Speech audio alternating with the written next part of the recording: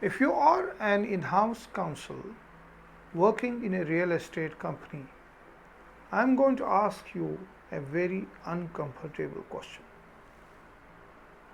Do you know today where the data in your organization is currently sitting? I'm not talking about title deeds, not your sale deeds. I'm talking about the customer KYC documents. I'm talking about CCTV footage, visitor logs, broker databases, employee records, and everything your sales and facility managements are collecting on a day-to-day basis. Most real estate companies do not realize this, but under the DPDPA, all of this becomes a very serious compliance issue.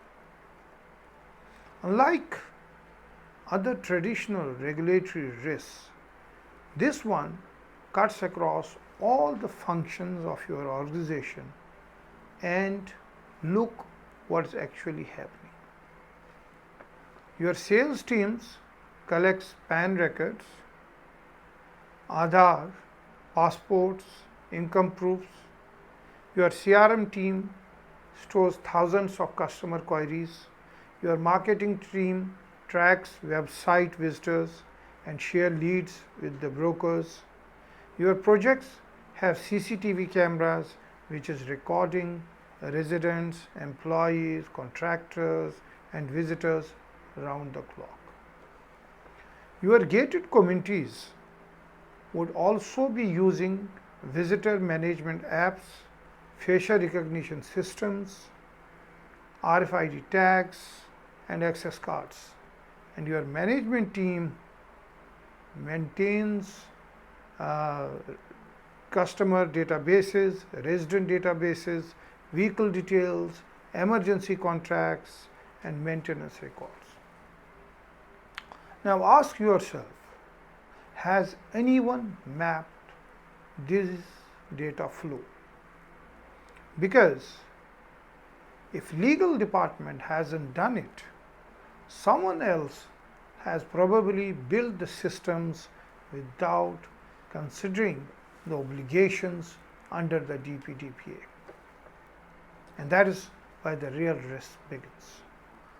Most organizations in the real estate sector, they focus on drafting privacy policies and believe this is what compliance is all about. But I am afraid under the DPDPA, the compliance is far more operational.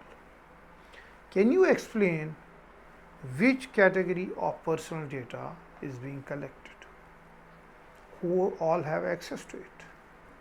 How long is it retained? Which vendors process it? And what happens if a customer asks for deletion? Or worse, what happens if there is a data breach involving thousands of customer KYC documents or CCTV footage? These are no longer just IT questions. These are legal governance questions, and as an in-house counsel, your role has to really evolve as far as DPDPA is concerned. You need to be asking questions that nobody else is asking. For example, number one, is your visitor management vendor contract DPDPA compliant? Number two, have you imposed appropriate contractual obligations on the security agencies and facility management companies?